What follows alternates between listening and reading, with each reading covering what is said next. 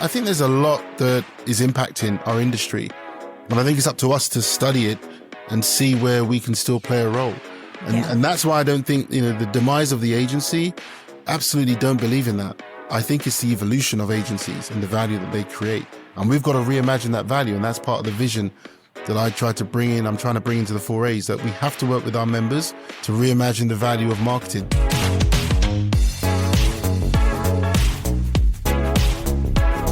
The advertising industry is evolving faster than ever, with new technology, new client demands, and new ways of defining what great work looks like. For Justin Thomas-Copeland, the new CEO of the 4As, these are not challenges to fear. They are opportunities to reimagine how agencies work, how they collaborate, and how they prepare for the future. From his own unconventional career journey to his belief in human ingenuity over pure automation, Justin shares his blueprint for guiding agencies through the integration of AI, developing the next generation of talent, and building communities that can adapt to whatever comes next. I'm Luz Corona, and this is Campaign Chemistry. Hello and good morning, Justin. How are you today? I'm good. How are you? Good, thank you. I'm excited to chat with you. I feel like you're a guy that everybody wants to hear from right now, with your newly minted role at the 4A. So excited to chat with you. I'm very excited to be here, Luz. So thank you for the opportunity, and always love having the conversation. So it's all good. Yeah, of course. So, okay, we're going to get into career trajectory, career lessons and all that. But real quick, you're in your new role as CEO of the 4As. How's it going so far? Is it kind of just a whirlwind, I would imagine? It's going well. I'm loving it. It's, it's a human day here in New York. I think, coming off the subway, I was thinking about just another day. How am I feeling? It's Tuesday. I feel great. A lot to learn, definitely. I think, being here, in the States is great just from an industry standpoint. So much happens here in the US. So I think that's great. You're always learning, irrespective of the role. You're just always reading, always learning. Your friends are reaching out to you. This happened. This is happening. That's happening. So I think, I enjoy being in that environment where, you're just getting it's almost like, too many senses, like things to see, things to listen to, things to discuss. I like that. So that kind of appeals to my character. So it's been great the first, in this 103 days, not that I'm counting. So I've learned a lot more about the 4As than when I came in, which you could say is normal, but a lot more, how we function, the group, the propositions we have. Obviously, critically the team, the work we do. So yeah, it's been a lot to sort of get up to speed on and to understand, and then ultimately to contribute to its evolution. That's ultimately why I'm here. So it's been great. I've got nothing but good things and good energy. That's great. Yeah, you're about 100 days in office kind of a thing. So lots to observe, I'm sure. Does this happen to you in this role? This is how I feel in my role, being a couple months in. Do you ever just get so there's so much you want to do and you just have to remember to pace yourself and things like that, and everything will just take time? So it's interesting because I think on one of Marla's last interviews, the question was asked, what's the advice you would give to the incoming CEO? And she said, a couple of things. One was, don't try and know everything instantly, which I think is just great advice. And the second one, which was leading on from that, was, take the time, to learn and to decide what you want to do. And I think in any role at any level, literally entry level to CEO, chairman, whatever, I think, reminding yourself two things I always remind myself. One is that I don't always have to have the answer, right? And that's critical at all levels, because when you're coming in, you feel like you got to prove yourself. You've got to have the answer or an answer. And when you're at the top, or running an organization rather, you feel like everyone's going to look to you. And if you don't have the answer, you're failing, right? So I think, reminding myself not to feel like I have to have the answer. And also, give myself grace to learn and ask, some dumb questions, right? Because I'm going back to school. And I think any new role or any new venture in life, when you're learning something, you've got to give yourself grace to be a student, right? And whatever you've done before, no matter how many, I don't know, years or how many awards or how much recognition you've got, if you're embarking on something new, you have to know that you're a student again. And I think I give myself grace to do that. I try and do that quickly though. Anyone who knows me will tell you that. But, and I do my background reading and I sort of watch things and I ask questions and I talk to my network. So I also supplement that with sort of outside learning to try and get in a point and in a place where I'm comfortable that I can contribute. Because ultimately, again, I've got to contribute to this legacy, right? Yeah. This seat is an honor to have, but this industry is moving. And so I've got to make sure that I can contribute at the pace of the business and of the industry. Yeah, it's moving pretty quick, for sure. But it's so refreshing to hear, I think we're just kind of lifelong students, and with each new role, you're learning something new. So thank you for being so candid. So before we go into your big plans for the 4As, let's have our audience get to know you a little bit, even though, you've been in the industry for quite a bit. But tell us a little bit about yourself and just kind of your career trajectory. I mean, we were both talking about coming from agency world before this. Right. Best years. So trajectory, I'm going to do this really, quick. So born and raised in London, youngest of 3 boys. Our mother worked in advertising for 40 something years. So I stepped into my first ad agency. I was about 11 or 12. Wow. Early bird. Yeah. And what really got me was that people were having fun. There was music in the office, and this is in London, and you could have as much fizzy drinks and biscuits as you wanted, which was just like, what? And so it bit me. And at school, we would talk about ads, and because advertising when I was growing up in London was a thing, like it was a thing. And many of the directors were going into film, and that was a thing, right? So it was sort of known both for, if you weren't a doctor, lawyer, then being in advertising strategically, because behavioral science was a growing domain of study. Then being in advertising was kind of seen as a great industry choice. And then the creativity and seeing all these people going into Hollywood and doing bigger things was also a great industry choice, but difficult to get into. And then, but I didn't think I was going to get into advertising. I did an undergrad in computer science and information systems. I was coding and building database systems. My son always laughs at me like, I don't know if you think that's a database, but anyway, for the time, yeah. I was doing a lot of database work, data tables, normalization, data structures, a bunch of stuff. And I realized after I graduated, I didn't want to just do data, because I started coding when I was about 9. I was self-taught. So my eldest brother is a real technical wizard, and he was, he's 5 years older than me. So he was 14 and he was learning Visual Basic, and I just started to slipstream what he was doing. So I was about 9, did my first sort of lines of code. And by the time I graduated, I was 22. And I was like, I'm enough already. Like I'm 15 years in, and I don't think I want to do this every day as a career.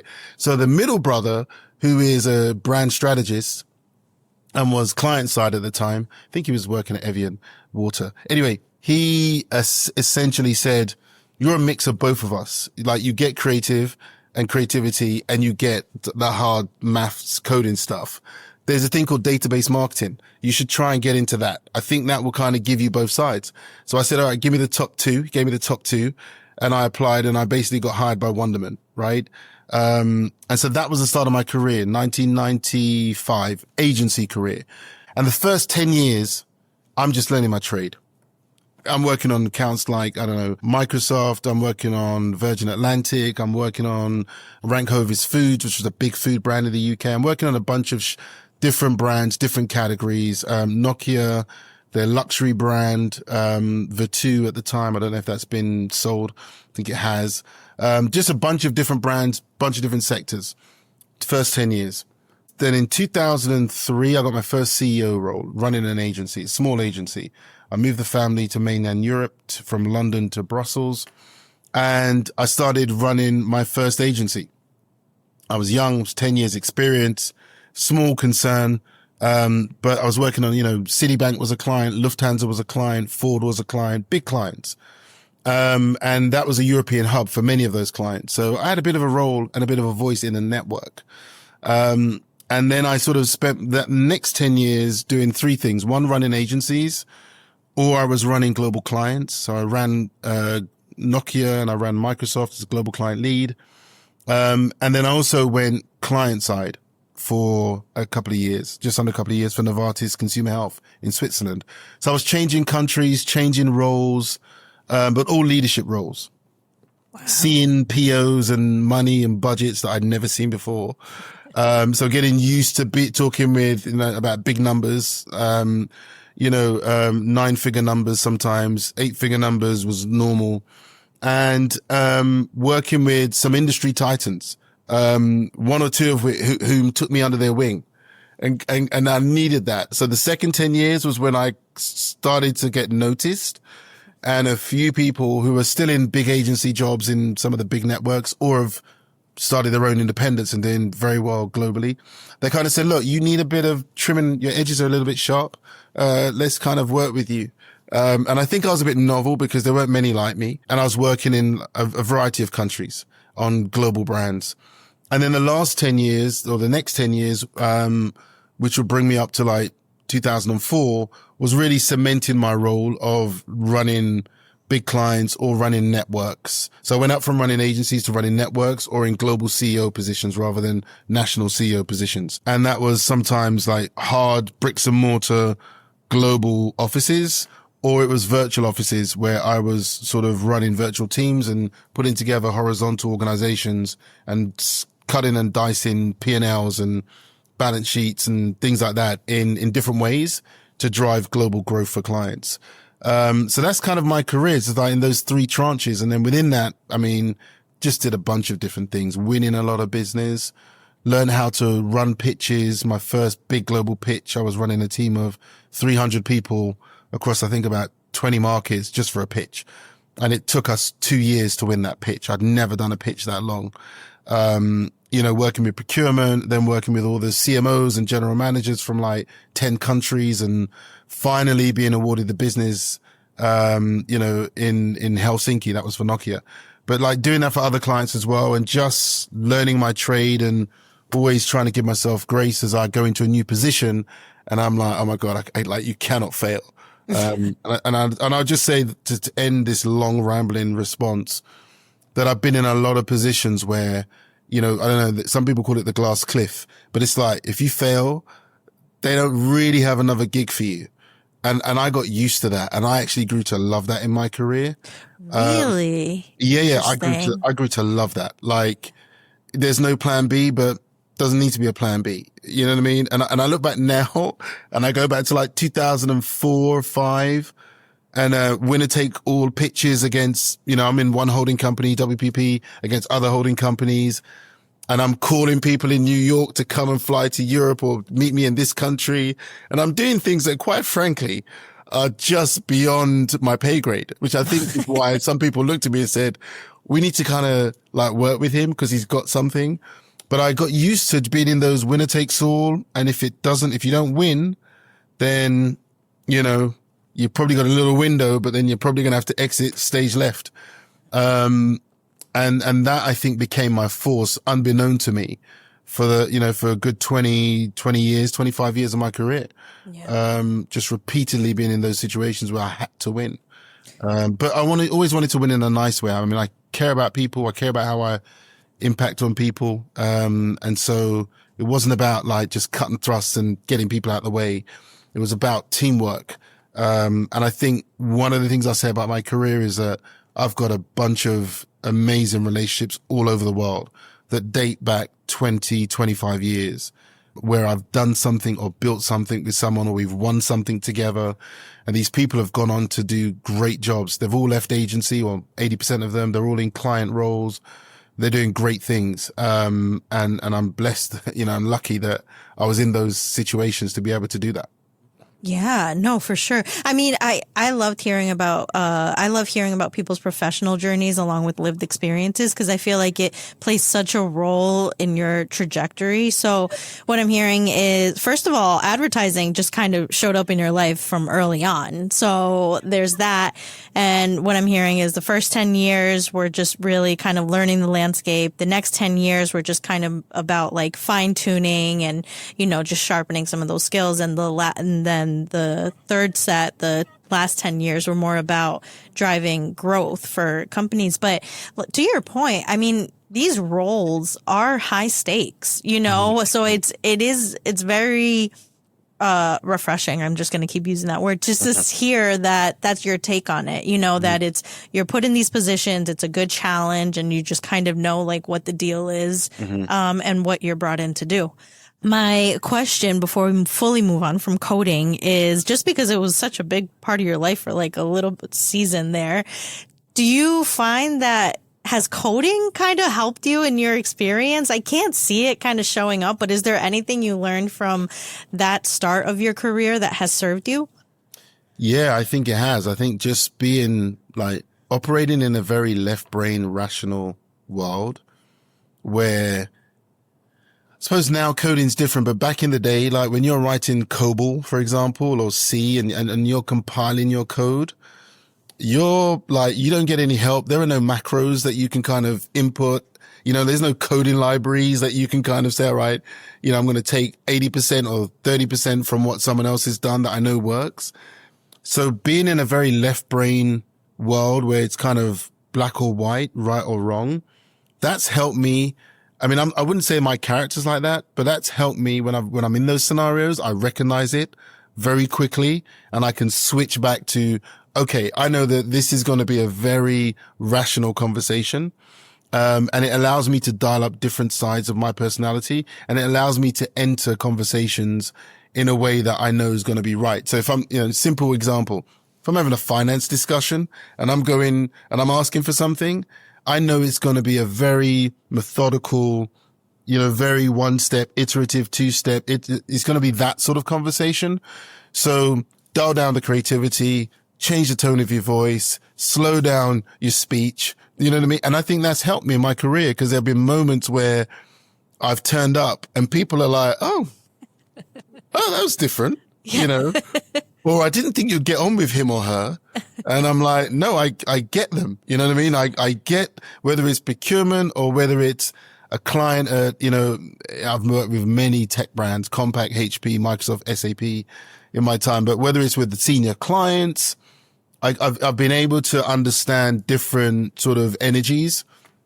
And I think when you code back in the day, you had to have a lot of patience. You compile something and there are 450 errors and, you got a deadline to hand this thing in like in 2 days. Calm, be methodical. You know what I mean? Like patience. Yeah. So I think it's helped me in those ways. And I can always dial back into it, which is handy. Yeah, that's like marrying the science with the art, which is all we hear these days. It's all so very analytical of you. I love that. So now fast forward, you are now at the head of the table for the 4As, representing all these agencies. Yep. You came from agency world. Yep. Tell us about how that's been. Is there anything that you kind of had in mind already, like going in and you're like, I always saw this, or I see this is now a challenge that wasn't there 10 or 20 years ago. Tell me a little bit about the connection there between your agency experience and now working on this side. Well, I would say the biggest thing is it's a very different perspective, right? It's a much broader perspective. One of the reasons why I like the role and I'm in the seat, is because I thought it was going to be an opportunity to really broaden my perspective, right? Where you see all these different agency member constituents, first and foremost, because we're a member-driven organization, but also you look at the broader context of the industry, right? So you can't just think about members only. You got to think about other agency types who are popping up and are building their propositions, and having their own take on the industry. And I'm quite fortunate in that I've worked at different types of agencies. So my career has not been linear. Many people, in my sort of age and with sort of 30, 5 years experience or whatever, you come up in an agency type, right? That's how it was. I don't know if you remember this or know this actually, probably because I'm going to show my age here, but like you had like above the line and below the line, right? And then you had media. And there were very different agency types, ways of working and views of the world if you were below the line, which at the time was more data and left brain, and above the line was like more creative, if you will, and ideas driven. And I'm very fortunate that I've worked and led clients and led agencies across different types. So whether it's pure play creative, whether it's CRM, whether it's healthcare, whether it's e-commerce, I've led different and integrated, like fully integrated full service with media agencies. I've worked in all of them. So I think it's given me a great sort of base for this role. And it's given me bridges that I can then sort of understand like a lot of the existing agency ecosystem, but also with my background and having done sort of a number of things outside of advertising, if you will, my own sort of ventures, and spend the last 2 years almost going back to school and working with different types of people, newer, younger, fresher types, if you will, in their minds. Working with creative platforms, working with influencer platforms, working with, makers and producers, people that have got like hybrid skills. Spent 2 years doing that. And that sort of took me back to school. And so I can build bridges into that world. So when I see the proliferation of agencies now and how they're using technology and how they're thinking about their shape differently and how they're thinking about how they engage clients differently, and even down to their commercial models where they're like, they want to be remunerated on outputs more than inputs. You got a whole 7, 8, 9, 10 decades of input based pricing, right? And now it's sort of outputs and deliverables, haven't quite got to outcomes and performance related, but some do it. But, they have a different take. And so I think for me, having been in an agency and different types of agencies and seen different things, I've got an appreciation of the broad spectrum that is our community. You know what I mean? Like, I'm not like a CRM person who's really just focused on, I just really understand that constituent, or a brand person that understands that constituent in our ecosystem. I truly believe I can understand to a certain point. I'm not a master at all of them, but to a certain point, I can understand the broad range of different types of agencies, down to the more studio based agencies that have got a bunch of makers, very thin sort of traditional client service, and they just make for clients off the bat. And, or creators or influencers, having those connectivities and those real experiences helps. Yeah. Well, yeah, I think the base foundation there is definitely going to serve you a lot in this role. Hey marketers, I'm Luz Corona, editor of Campaign in the US. Join us live on February 25th for our annual marketing conference, Campaign Convene. We'll be talking AI, the creator economy, sports marketing, and more trends that will define marketing in 2026. You'll hear from leaders at Tubi, New York Liberty, Liquid Death, BetMGM, Lush, EOS, and more. Plus, you'll get to experience our special Hot Ones Inspired Challenge, where we'll be putting top creatives in the hot seat and ask them about ideas left on the cutting room floor, all while eating wings with sauces from the show. You can get your tickets at campaignusconvene.com. We'll see you there. So what are the big plans? Can you tease us, something? You've got a stellar team over there. You've got Allison Pepper, Jeremy Lockhorn, very, very smart people on your team. Can you tease us a little bit about what your big plans are now that you've been kind of 100 days in office? Yeah, I can give you a bit. So look, we're currently developing the plan. And directionally, I think as an ELT, because everything's about the team. So our executive leadership team, we kind of know where we want to go to. Some things that I will share within that, we're definitely looking at, our agility and how we serve our members. I think we're known for our studies and white papers. We're known for I think we've got opportunity in how we dial some of those things up, how we serve them, where we serve them. I think we've also got opportunities in terms of how we can open up some of our IP. I mean, for me, that's like IP, right? How do we open some of that up so members get more of it and they really sort of take more of it? But also non-members, like we have to think about this changing, shift in industry and how we're going to be relevant to those people who today may not be members, but tomorrow we want them to be members and or part of our communities. So we're going to be looking at things that will allow us to do that, and in a very agile way. We're definitely going to be looking at, digital and technology and how we harness that to sort of support some of those goals that we've got. Experiences and how we can be even more personalized in the experiences that we have and the propositions that we develop. I think that's going to be part of what we're looking at. We're also going to be doubling down or almost tripling down actually on talent. I think while everyone is talking about platforms and technology, and I love technology, right? And shiny objects, and you've got whole new holding companies who are built on technology first. So this isn't like a fad. It's real because it does make a difference to business. So there's absolutely nothing but positivity towards it. But I think you've got to also think about human and the role of humans in our industry. And that's definitely being rewritten and reshaped. And we're going to double down on what that means. And in a way that helps agencies, right? How do they understand getting the best talent, nurturing that talent really being a catalyst for great work?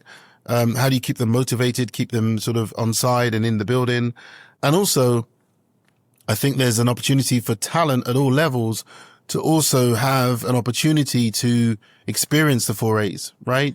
And how do we do that, right? Because I think the whole area of human ingenuity is critical. It's just going to be reshaped, resized, and it won't be the way it was when I was coming into the industry.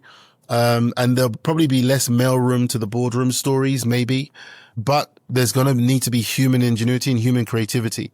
And so we're definitely going to be contributing to that, and we want to be the voice of that. And that's going to be both in what we say in our studies and the things that we look at with partners, but also in how we internally are going to be looking at that, through, we have, a leader that we're going to be bringing in terms of looking at people, talent and upskilling. And that's going to be an EVP level focus for the 4As.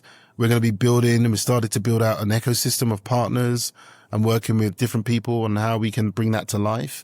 And then obviously we've got the 4As Foundation, and we've got our programs where, they should be delivery vehicles and almost manifestations of what we're thinking. So there'll be things like that we'll be doing. We'll also be looking at technology and how it can reshape what we do internally. So we'll be having a look at that, like a service model. How do we think about serving and using technology to drive and develop a more, service oriented model? And then, there's so much we could do. We're looking at maybe some ideas and pilots that we want to do quicker to really start, because you can't do everything. And if you try and do everything, you'll do nothing. So what are some of the smart pilots that we could be doing, leveraging some of the great people who we have internally? You mentioned a couple of them, Alison, Jeremy, and there are others besides. So how are we going to organize ourselves differently? Maybe cut across teams and get people to focus around, key, could be a service module or, a piece of IP that we want to create and build that and get to market with it. And for that to then be scalable amongst our community. So there's a bunch of things. And then the last thing I would just say is that we're going to double down on community, because I think that's part of our secret sauce. We can bring different agencies together and bring a level of insight because we create safe spaces. So how do we foster that and do that at scale? Especially as the ecosystem is changing and the whole agency landscape is changing. And I think even some of the newest, coolest, vibiest agencies, as they would define themselves, they need safe spaces.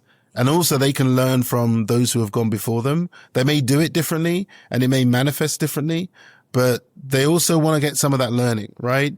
And especially from a business acumen standpoint, where a lot of, I think, emerging talent just kind of do now. They've got the tools. They just do. I'm launched. I'm here. But they don't necessarily have the experience of being in boardrooms, talking about big numbers or talking about high stake projects, which may, make or break careers or brands. and understanding business impact of what they do and linking what they do to business accountability. Some of those areas of business acumen, I think the 4As can definitely help the community to sort of, to make sure that doesn't get lost in all of the newness, and the cool things that people are doing. So I think there are a bunch of things like that we're talking about, and we're planning, and we're looking at go-to-market strategies to bring some of these to life. And I think it could be, an exciting face, an evolved face of the 4As and some evolved experiences that we develop.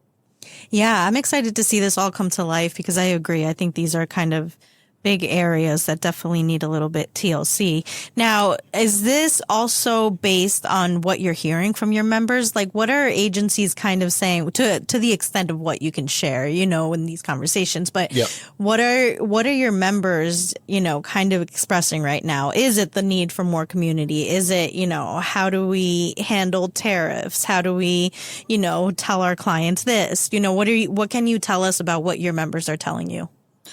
Yeah, I mean, look, members are, first of all, they're very transparent. We're very privileged that we have the relationships we have with members.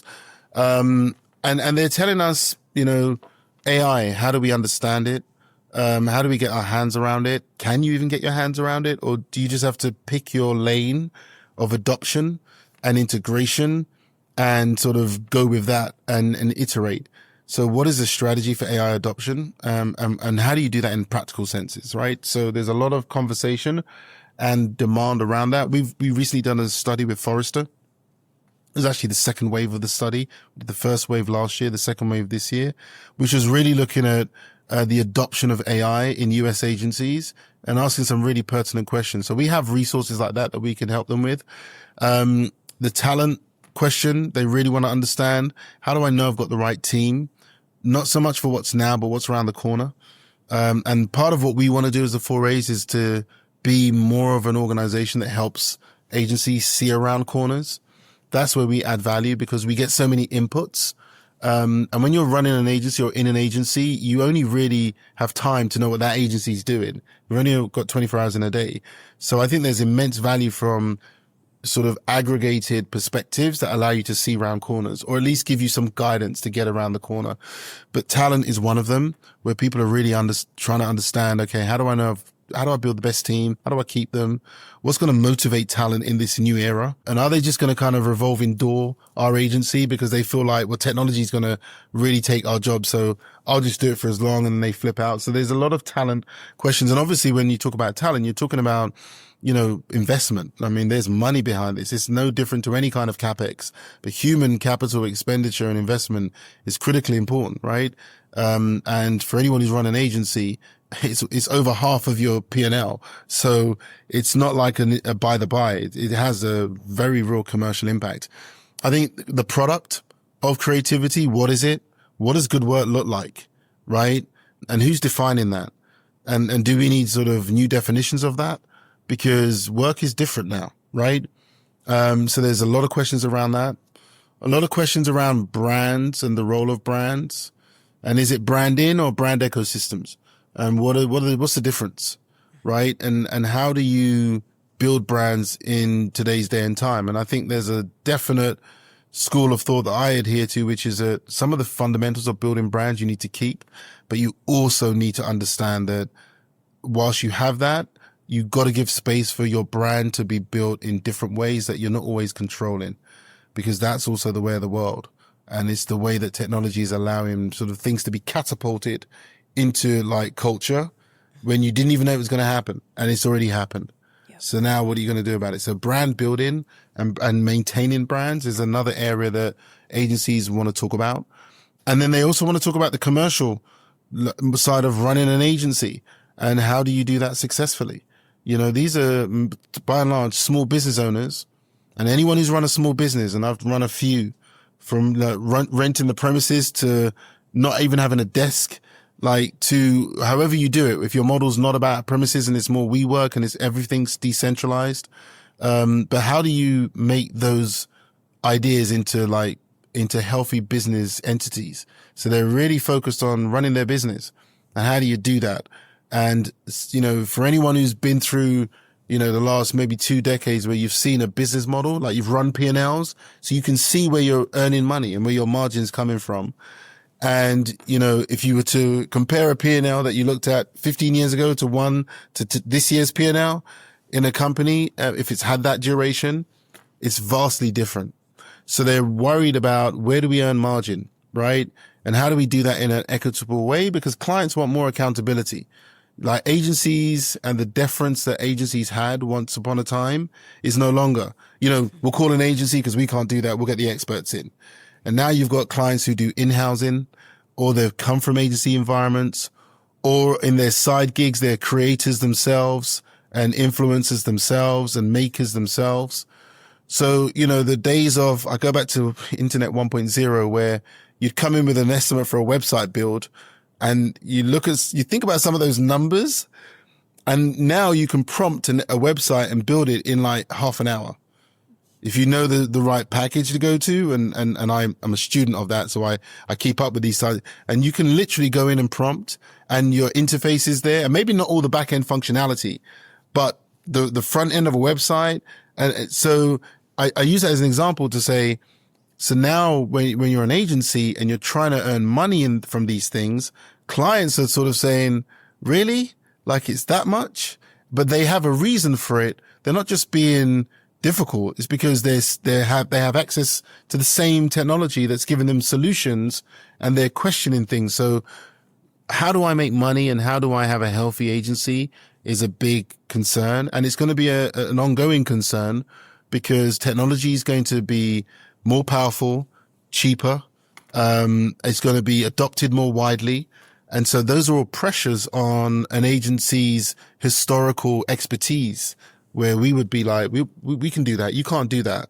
Well, actually, I do it because, I'm an influencer in my spare time, so it's just different. So those are some of the things that agencies are really focused on. And I will say that even sort of non-members, I've been in different environments, and non-members have come up to me and said, okay, if you want me to become a member, these are some of the things that I just need to see. I need to understand like what you're offering. And I haven't really had a chance to sort of like go deep on it. But if you can help me do A, B, C, D, see round corners, if you can help me make money, if you can help me connect me into community, if you can do these types of things, then, I'll definitely consider you. And so we're hearing from non-members as well, but some of those subjects are the same. I think we all love agencies and we love our industry, but we also have to embrace that it's changed.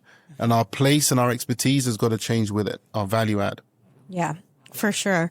So aside from, and this is my second to last question, aside from what the members are telling you, and that all tracks pretty much with what we're seeing on our end as well. Mm-hmm. Are there other parts of the industry that you think are harming the ecosystem here? So, for example, like awards have been under scrutiny, with all the Cannes cases that were coming out. Do you think it's partly due to the pressure that's on the agencies to win these awards? Do you think that needs a revamp? Like, what are the other parts of our ecosystem that you think are impacting agencies?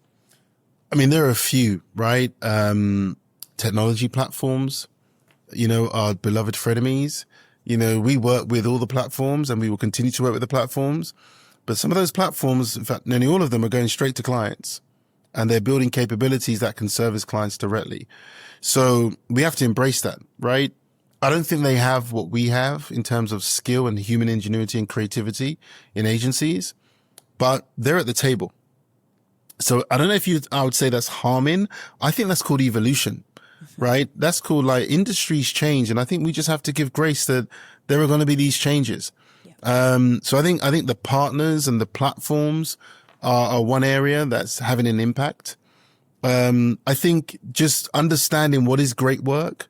So, awards, and I think awards are necessary so that we have a kite mark of what great work looks like. But I think anyone doing awards, and I'm concerned, I work with many award bodies. I think anyone doing awards, you've got to make sure that you're tracking to how the marketing is changing and brand building is changing and activation is changing. And so that kite mark has got to shift, right? And I think there's I don't know if there's the same pressure or even the same light that comes from winning awards. I think awards are important, so don't misquote me. But what I will say is that you've got a generation coming in now. My generation, right? Awards were like in the mind when you came in. One day I want to win an award, right? You'd come into advertising thinking like that, right? Yep. I think the generation that I just went back to school with for nearly 2 years, it's one day I want to build and launch my own brand, or I want to make that brand into like a global phenomenon. They don't think in terms of, and I want to be recognized for it. They have they have a different mindset. Yep. And it's something that is subtle, but as we go through the next sort of generation, the 5 years, 10 years, where more of what's coming in is going to be the norm. If the awards don't do a good job of reimagining themselves and what that kite mark is and what it represents, you're going to have like 2-3 generations that are going to come in just wanting to do like build a brand or build themselves up into a brand. And the recognition part of what my generation always held really firm as important is going to be less important. I'm not saying it's going to die away. I'm not saying that it's going to be unimportant. It's just going to be less important in their considerations. I think awards have got an evolved role to play. What other things? I think it's interesting, but other verticals are impacting our industry. You look at like entertainers. Yep. I was going to say entertainment. Yep. Yeah, entertainers and entertainment and sports. Like these are vehicles for brands to be built, activated, all the things that, agencies do. Now you've got sports franchises, for example, or entertainment houses that are doing the same thing, right? And if you're a brand owner, do I do the deal with an agency and give them my marketing budget to catapult my brand? Do I get into bed with a platform and try and be the next viral content moment and invest there? Or do I sign up to an entertainment platform like a Netflix, or do I do a deal with a sports portfolio, right? And so you have, and these are all competing. And I don't know that, again, I don't think it's harming the industry. I think it's giving us a different level of competition. Yeah. And I think you've got to embrace that, and you've got to go back to school and study it. You got to listen to what those sports franchise owners are talking about. You got to listen to some of those podcasts and be like, okay, let me understand how they're potentially translating that into business propositions for the very same brand owners that I'm trying to win as an agency. Do you know what I mean? Yes. And I think in times gone by, there wasn't that choice that, brand owners had. So you wanted to do marketing, you phone up an advertising agency or marketing agency, right? Right. Now you want to do marketing, take your pick. What's your strategy? Yep. Because now you have influencer agencies, you have AI studios, right? Like so many other things. 100%. Yeah. 100%. And so those are all some of the areas, and there are many more that are impacting. But I don't know if they're harming. I think it could be almost like, don't say harming, because you feel that absolutely, like as an agency lover and a student, you kind of feel like, man, that's taken away from our domain. But actually, I think it's called evolution, and it's called progress, and the world's changing and things are converging at a rate. And you've got, artists like Kendrick who have got their own agency. Yep. Right. Yep. And more studio, and they're doing conceptual work. They put on the whole Super Bowl show was from his agency. Yeah. Like, hello. What is that? What do you call that? They're doing fashion. They're doing experiences like that. They're releasing his albums. They're doing his artwork, probably. So this convergence is real. And so entertainment and entertainers are also impacted, right? Because they're sort of going straight to brands and saying, oh no, you want to build your brand? Okay. Well, I've got like 5 million people that follow me every day. Let's talk about that. Yeah. Right. Yeah. And so there may even be a need for agencies to have new behaviors where agencies become brands in culture in and of themselves. Yep. And they start playing that game of building up their brand and building up followers, because they have an insight on a market, or they have a certain proposition that they want to take to the world. And are part of that ecosystem of choice, which is a different type of working with them than just doing the marketing campaigns. But it could be around activating, their communities and doing other types of brand building, that we don't think of today that could be normal within 5 years' time. So I think there's a lot that is impacting our industry. And I think it's up to us to study it and see where we can still play a role. And that's why I don't think, the demise of the agency, absolutely don't believe in that. I think it's the evolution of agencies and the value that they create. And we've got to reimagine that value. And that's part of the vision that I'm trying to bring into the 4As, that we have to work with our members to reimagine the value of marketing, for brand owners and for business and in the world. We've got to do that. Like, we've got to be more than just imparting knowledge, kind of as associations once did, and we're very good at doing. And that's still going to be important. We've also got to do that and be active with our own brand, and create these communities where some of that conversions, can we bring it in a room so that agencies can hear it? It's exciting, but you've got to be up for learning and going on that journey. Yeah, no, I completely agree. It's very fascinating to hear, kind of where you see the trends and the areas of the industry evolving. I love when we get existential in here. Again, this is our industry. It's, there has to be some creative and human insight. So 100%. Spot on. Okay. So Justin, my last question for you is a question we ask all our guests, possibly the hardest. I kind of caught people off guard with this one, but, in the spirit of supporting emerging talent, is there an individual or a brand or something on the rise in the industry where you're like, they're onto something, they're playing it different, we should keep an eye on them? Yeah, my natural instinct would be to name an agency, but I'm not going to do that, because if I do that, I'm going to have all the other ones who like, I saw what you just did. Yeah, it's like picking your favorite child. You can't do that. It's not wise, right? It's not wise. Nope. But I love the question. I'll probably go then to a brand, which is not actually an emerging brand, but I think why I like this brand is because of what they're doing. So the brand is DoorDash. Yes. And Kofi. why I like DoorDash, Kofi's a friend of mine, so full transparency, but it's what they're doing with their brand. First of all, their brand is evolving at pace. They're also building what I would term more of a brand ecosystem. Right. So, they won the titanium and that was great. But they didn't stop there. They've really looked at the retail media, and they've looked at the influence that their brand has and the connection it has with consumers and understanding consumer habits. Yeah. And so you look at their retail media offering and you look at what they've done and how they've launched that. And I don't know the numbers, because, I don't answer those questions, but I think it's fair to say that they've seen remarkable growth. And that's a whole different type of business, by the way. Like, retail media, for anyone who's worked in retail media, is completely different to like building your brand and building the service, the DoorDash core service. So I like that brand because very often when you, as a brand, sort of mature, you can very easily just keep doing what you're doing, right? Yep. And where I get inspiration, not just from the new brands, but from those brands who have seemingly matured, and then they turn left and they do something else and they add a new string to their bow and they had a whole new business to their portfolio. And I think that agencies can learn from that, as individuals can learn from that. And so that's probably a brand that I would say I have a lot of heart for, because they just keep moving. Yes. And they're with the times, and, integral into their propositions are use of AI and analytics and all those types of things that we, but it's just that they keep moving. And what I really love is that their expressions, they're just a very creative brand. And I think they're led creatively.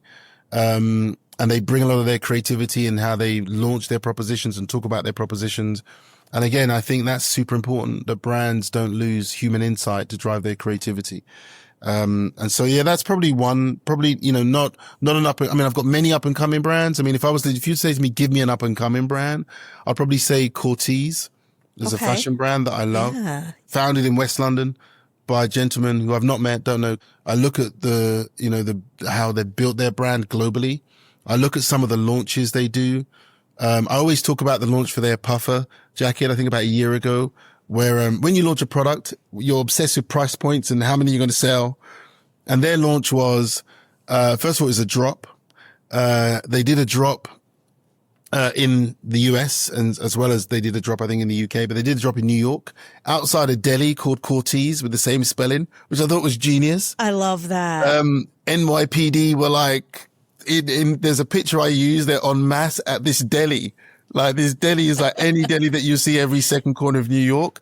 So they're in culture and they're physically in culture. So they understand that you got to be there. And that's where it happens. It happens in the delis. People get their iced coffee and they get their little bagel. The deli's important. Yes. And anyway, their whole strategy was not selling. You had to donate your designer puffer to get one of their puffers. Right. No way. And I think that's just so cool. Right. Yeah. Imagine you give your Montclair, right, and Dior or Prada puffer to get a Cortez puffer. And the puffer is like, I think it was retail at like $200-300, right?